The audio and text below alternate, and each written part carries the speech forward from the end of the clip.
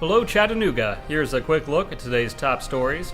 First of all, Lake Winnespesaukah has changed its Military Day policy. The amusement park usually lets retired and active military personnel get in free on Memorial Day. But because of the grand opening that day of Lake Winnie's new water park, SoakYa, the park's Military Day policy has changed. News of the suspension of Military Day sparked outrage on Lake Winnie's Facebook page. Park officials then announced that instead of letting military personnel in free on Memorial Day, the park will let them in at no charge on any of the 9 Mondays between June and August 5th. The water park had been due to open on May 24th, but delays pushed the grand opening to May 27th.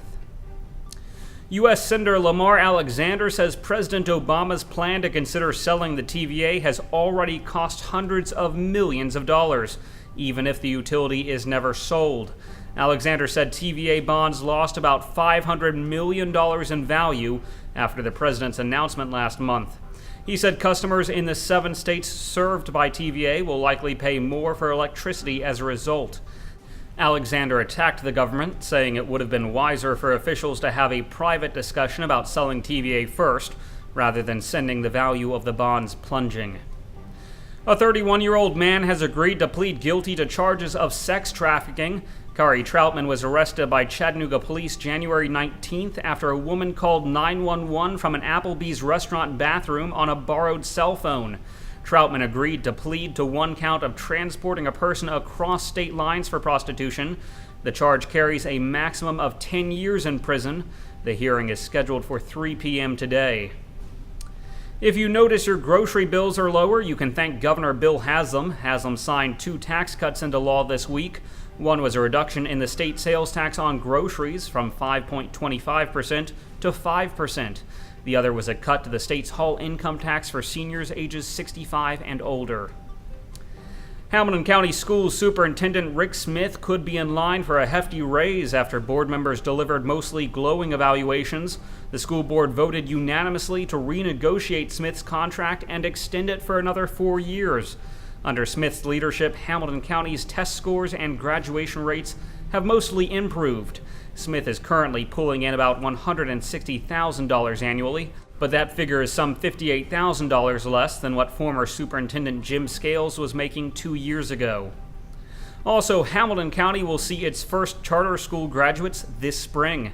After 4 years, Ivy Academy and the Chattanooga Girls Leadership Academy have their first batch of graduating seniors. 27 students will be graduating from Ivy and 13 from CGLA. Originally, charters here could only accept students from schools that were deemed failing or from low-income families. That's the graduating class. But charter enrollment has since expanded so that any student is now eligible to enroll. In business news, financial technology company Transcard is carrying out a nearly $1 million expansion in Chattanooga. That also means 69 new jobs. And speaking of employment, the job market in Georgia is now bouncing back faster than Tennessee. Tennessee's jobless rate edged up last month to the highest rate in 7 months. In contrast, Georgia added 31,000 new jobs in April, cutting its jobless rate to the lowest level in 4.5 years. Also, it turns out that South Pittsburgh will not be closing its city pool after all. The City Commission decided last month to keep the pool at Lloyd Park closed because of the costs of repairs and upgrades, but commissioners have reversed that decision. Mayor Jane Dawkins said city leaders hated to close it since they had proclaimed 2013 the Year of the Child.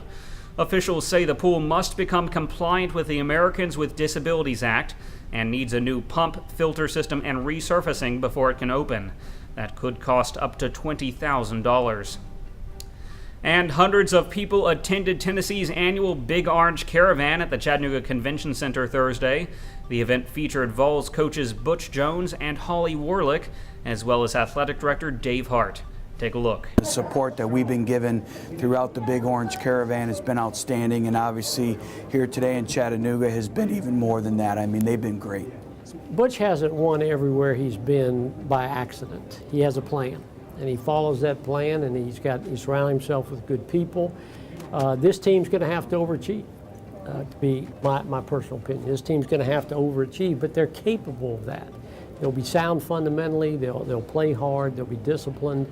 And that in its own right is exciting too. This is where our season's made in the off season, and this is where they get strength, they learn the game. We get the opportunity to coach them for 2 hours a week for 8 weeks, so get them on campus, get them ready, make them not look like freshmen in the fall. The big thing is making Tennessee football better, each and every day. And whether it's interacting with our fans, whether it's recruiting, whether it's developing our players, that's what we need to do to continue to grow and elevate our program back to its rightful place among the elite of college football.